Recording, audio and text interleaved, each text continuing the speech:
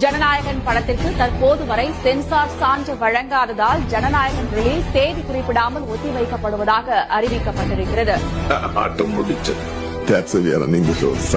தமிழ்நாட்டுல நம்மள ஏத்தி அவனை ஜெயிக்க முடியுமா? நல்லா ஒண்ணும் முடியாது இல்ல. பயந்து போய் வீட்டுல பதிக்கிட்டான் உங்க கில்லி. டேய் அவனை பத்தி உனக்கு தெரியாதடா.